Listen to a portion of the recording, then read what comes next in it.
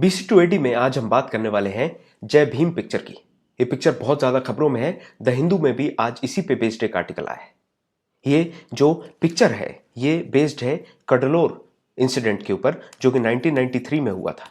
ये कडलोर इंसिडेंट ही है जो इस पिक्चर को इंस्पिरेशन देता है। और इस पिक्चर में सही मायने में देखा जाए तो हीरो कोई नहीं है, लेकिन एक मुख्य भूमिका निभाई गई है तमिल के जो सुपरस्टार हैं सूर्या, उन्होंने। असल मायने में तो इस पिक्चर में कोई हीरो है ही नहीं। ये एक सोशल एस्पेक्ट दिखाने वाली, हमारा जो समाज का ढांचा है उसकी सच्चाइयों को दिखाने वाली पिक्चर है। शुरू करते हैं डिस्कशन। मेरा नाम है सुयश कमल सोनी। आपको अगर लेक्चर की PDF चाहिए तो आप सुयश कमल सोनी ऑफिशियल को ज्वाइन कर सकते हैं टेलीग्राम पे। पिक्चर शुरू होती है खेत से। यहां पर इरुला ट्राइब को दिखाया गया। ये जो लोग हैं ये इरुला ट्राइब के हैं और ये चूहा पकड़ते हैं। इनका पेशा है ये सांप और चूहे पकड़ना। ये सांप और चूहे पकड़ते हैं और आपको खुद समझ में आ रहा है कि आज के समय सांप और चूहा पकड़ने से घर नहीं चलता। परिस्थितियां बदल गई हैं, जीवन शैली बदल गई है, जीने का तरीका और जीवन की जरूरतें सब बदल गई। इसीलिए अब ये व्यवस्थापूर्ण जाते हैं ईंट के भट्टों में काम करने, राइस चावल की मिल में काम करने, या इस तरीके से खेतों में छोटे मोटे मजदूरी या फिर मजदूरी के काम करने के लिए। इन्हीं में एक आदमी है जिसका नाम है राजकन्नू, जिसके ऊपर आप कहेंगे तो वो एक मुख्य पात्र है पिक्चर का। राजकन्नू जो है वो सांप पकड़ देता है और वो पकड़ देता है चूहे। गांव में जो एक मुख्य आदमी है, अच्छा खासा पकड़ लगता है, बाहुबली कह लीजिए, उसके घर में सांप आ जाता है।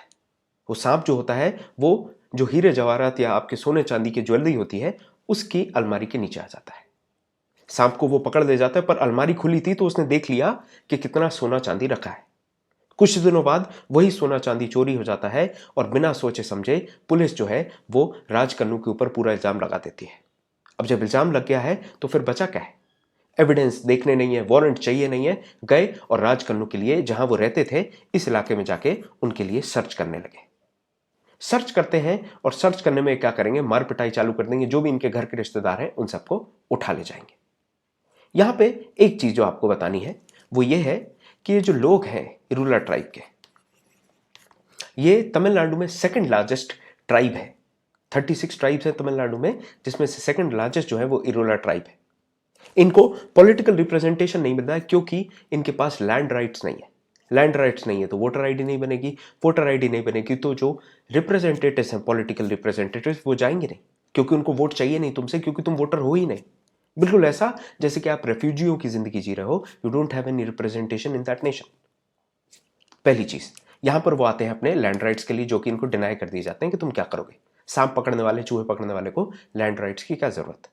दूसरी इंपॉर्टेंट बात कि राजकन्नू को एकदम से पुलिस ने ये क्यों मान लिया कि यही चोर है, उसके पीछे वजह है हैबिचुअल ऑफेंडर्स एक्ट 1952, जो कि बनाया गया था 1871 के एक एक्ट के ऊपर बेस्ड। एक क्रिमिनल ट्राइब्स एक्ट जो हमारे कॉलोनियल मास्टर्स ने बनाया था 1871 में, उसी के ऊपर हैबिचुअल ऑफेंडर्स एक्ट 1952 बना दिया गया। उनको ब्रांड कर दिया गया, उनको टैग कर दिया गया कि ये क्रिमिनल ट्राइब्स हैं और ये जो भी नोटोरियस क्रिमिनल एक्टिविटीज होती हैं वो ये करते हैं। इसीलिए पुलिस ने ज्यादा देर दिमाग नहीं लगाया, वो CBI वाला दिमाग नहीं लगाया, CID वाला दिमाग नहीं लगाया। सीधे उन्होंने कहा जो आया था सांप पकड़ने वही चोर है, हैंस प्रूव्ड इति सिद्धम। अब यहां पर जब वो सारे रिश्तेदारों से पूछते हैं कहाँ है राजकन्नू, तो ऐसा नहीं है कि सिर्फ पूछ रहे हैं, उनको भी भर के ये ले जाते हैं। जब ये भर के ले जा रहे हैं, लोगों को जेल में डाल रहे हैं, तब यहां जो गांव के अच्छे खासे लोग हैं, जो higher caste, so called higher caste लोग हैं, वो कोई उनका सपोर्ट नहीं करता।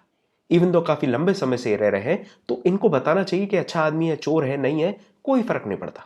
तुम लोअर कास्ट हो सकता है। इस तरीके का अप्रोच रहता है गांव के बाकी लोगों का, सो कॉल्ड हायर कास्ट लोगों का। पिक्चर शिफ्ट होती है और नजर आता है एक वकील, एडवोकेट चंद्रू।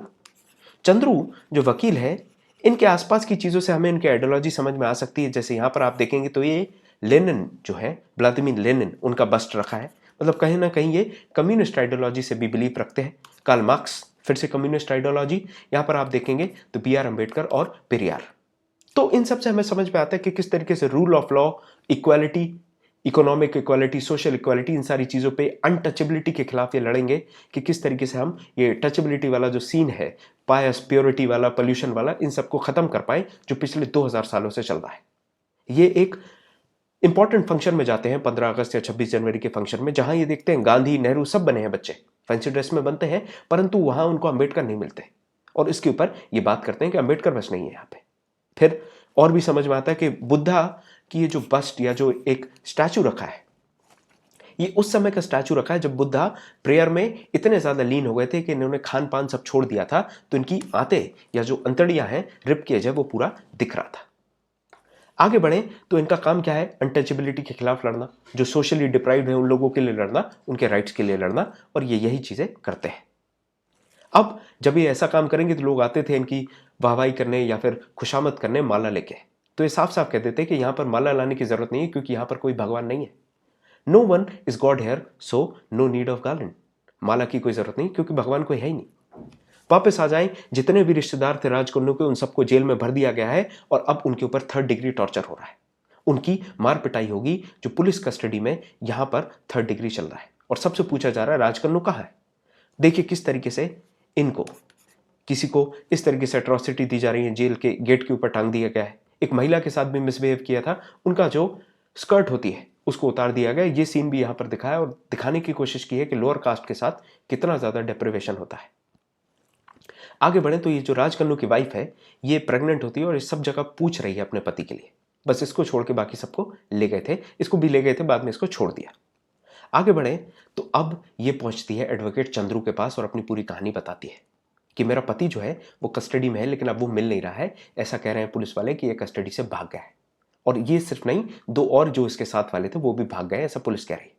चंद्रू फाइल करता है हेबस कॉर्पस। आर्टिकल 32 में जो रिट्स दी है, प्रोहिबिशन, सर्शोरारी, को वारंटो, ये सारी रिट्स में एक इंपॉर्टेंट और सबसे मुख्य जो रिट है वो है हेबस कॉर्पस, मतलब शो मी द बॉडी। ऐसा कहा जाता है कि अगर आप किसी को जेल में रखते हैं तो 24 घंटे में उसको आपको मजिस्ट्रेट के सामने कोर्ट में पेश करना है। हेबस कॉर्पस यही कहता है। और चंद्रू जो एडवोकेट हैं वो ये केस लेके हाई कोर्ट पहुंचते हैं मद्रास के। मद्रास हाई कोर्ट में ये हेबस कॉर्पस को फाइल करते हैं और पहली बार ऐसा कहा जाता है, first time in Madras high court habeas corpus को सुना जाता है। यहाँ पर इनकी जो ये राजकन्नू की जो वाइफ है बड़ी परेशान थी क्योंकि इनका पति मिल नहीं रहा है, ये प्रेग्नेंट है, अपनी बेटी को लेकर यहाँ वहां घूमते हैं। पुलिस के ऊपर भी बहुत सारे सवाल उठाए जाते हैं और एक इंक्वायरी बैठती है पता लगाने के लिए कि इनका पति और बाकी 2 लोग और साथ में हैं वो कहाँ गए। इंक्वायरी में पता चलता है कि एक डेड बॉडी मिली है। थोड़े दिन में क्लियर हो जाता है कि राजकन्नू को मार दिया गया है, और थोड़े दिन में ये और स्पष्ट हो जाता है कि राजकन्नू जो मरा था वो पुलिस ने जो टॉर्चर किया था, जो एट्रोसिटी की थी, उससे मर गया था। तो Rajakannu was a victim of custodial death. इसको मार दिया गया और इसकी बॉडी को चेक करने के लिए मरा है कि नहीं, इसकी आंख में मिर्ची डाल दी गई चेक करने के लिए कि आंखों में अगर जलन होगी मतलब जिंदा है, एक्टिंग नहीं कर रहा है। इस तरीके से चेक किया गया था कि ये जिंदा है या नहीं। कस्टडी में राजकन्नू की डेथ हो जाती है और फिर पुलिस वाले इसको दिखाते हैं कि इट वॉज एक्सीडेंट, ये भाग गए और भागने के बाद इस तरीके का एक्सीडेंट हो गया। बाद में 2 लोग जो हैं बचे हुए, वो 2 लोग मिलते हैं, और जब वो 2 लोग मिलते हैं तो उसके बाद कहानी जो है वो पूरा शिफ्ट ले लेती है। और पुलिस जो होती है उसने जिस तरीके से फॉल्स एलिगेशन लगाए थे और ये सारे जो फॉल्स चार्जेस लगाए थे उनके ऊपर इंक्वायरी बैठती है। एक ईमानदार ऑफिसर ये इंक्वायरी करता है, लेकिन पुलिस का नाम खराब ना हो इसके लिए उसके ऊपर भी ऊपर से प्रेशर आता है। लेकिन वो अपने मन की सुनता है, वो अपने अंदर की कॉन्शियस की बात सुनता है और वो जो सही होता है वही करता है। इसके बाद राजकन्नू की वाइफ को बुलाया जाता है और उसे कहा जाता है कि हम तुम्हें पैसा देंगे, ये मामला रफा दफा कर दो। पर वो ऐसा नहीं करती, वो कहती मुझे वो पैसे की जरूरत नहीं है। इसके बाद फाइनली कोर्ट रूम में फैसला होता है और फैसले में जो हेबस कॉर्पस का पिटीशन है उसको सुना जाता है। फाइनली जो भी कस्टोडियल टॉर्चर हो रहा है उसके खिलाफ बात करी जाती है और कोर्ट साफ साफ तरीके से कहती है, court strongly recommends that custodial torture a violation of human rights must be put to an end. ये 1993 की बात है। अब 1993 से आज 2021 पे आ गए आप, और आज भी आपको पता है थोड़े दिन पहले ही एक केस हुआ है कस्टोडियल टॉर्चर का, जिसमें 21 साल का एक लड़का है वो पुलिस कस्टडी में मारा गया है। इस तरीके के कस्टोडियल टॉर्चर के जो केसेस हैं वो हर दिन हमारे सामने आते हैं। कुछ न्यूज़ चैनल में आ जाते हैं, कुछ लाइमलाइट में आ जाते हैं, कुछ नहीं आते, पर this is the reality of the policing system. यहां से हमें ये समझ में आता है कि कितना ज़रूरत है पुलिसिंग डेवलपमेंट की, पुलिसिंग सिस्टम में कितने बदलाव की ज़रूरत है, कितनी तब्दीली की ज़रूरत है। एंड सीन में दिखाया जाता है कि जो ट्राइबल्स हैं इनको अगर सेल्फ कॉन्फिडेंस या फिर अवेयरनेस या इनके राइट्स के बारे में इनको बताना है तो ज़रूरत है एजुकेशन की। और आखिर में ये जो राजकन्नू की बेटी है, जैसे ये अखबार पकड़ती है तो ये चीज़ समझ में आ जाती है कि सेल्फ कॉन्फिडेंस अगर अपना ढूंढ दिया तो फिर आप पूरी दुनिया में अपना मार्क बना सकते हैं, बदलाव ला सकते हैं।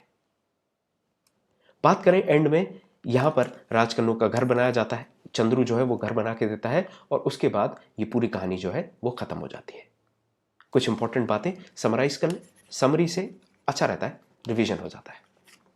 सबसे पहले तो हम बात करेंगे यहाँ पर कस्टोडियल टॉर्चर, जो एक इंपॉर्टेंट एस्पेक्ट है। दूसरी चीज ट्राइबल्स जो हैं उनके जो कंसर्न्स हैं और साथ में उनके जो राइट्स हैं। फिर हम बात कर सकते हैं किस तरीके से जो गवर्नमेंट ऑफिशियल्स हैं उनका व्यवहार, गवर्नमेंट ऑफिसर्स का जो एटीट्यूड रहता है लोअर कास्ट की तरफ या ट्राइबल्स की तरफ, उसके बारे में हम बात कर सकते हैं। फिर हम बात करेंगे आर्टिकल 32 कितनी बड़ी स्ट्रेंथ है और इससे हमें पता चलता है कि सही मायने में heart and soul of constitution क्यों कहा जाता था आर्टिकल 32 को। इससे हमें रिट पिटिशंस के बारे में भी जानकारी मिल जाती है, हेबियस कॉर्पस के बारे में, प्रोहिबिशन, क्वो वारंटो, सर्शियोरारी, ये सारी जो रिट्स हैं इनके बारे में पता चलता है। कस्टोडियल टॉर्चर के बाद हमने बात की थी आपसे कस्टोडियल डेथ की। ये जो कस्टोडियल डेथ है ये अभी भी नहीं रुक रही। अभी भी आप देखेंगे तो हर दिन लगभग एक केस आता है कस्टोडियल डेथ का पूरे भारत में से कहीं ना कहीं से। कुछ रिपोर्ट होते हैं, कुछ नहीं होते हैं, और ये कुछ पॉइंट्स हैं जो हमें ध्यान देने हैं और ये कुछ पॉइंट्स हैं जो हमें पता चलते हैं इस पर्टिकुलर मूवी से। जय भीम। ये पिक्चर होगी, यहाँ पर हमने डिस्कशन किया। आपको पीडीएफ चाहिए हो तो आप सुयश कमल सोनी ऑफिशियल हमारा जो टेलीग्राम चैनल है उस पर आप आ सकते हैं, उसको ज्वाइन कर सकते हैं। BC2AD में इस पर्टिकुलर मूवी के रिव्यू में इतना ही। मिलते हैं आपसे अगले डिस्कशन में, तब तक के लिए थैंक यू, नमस्कार।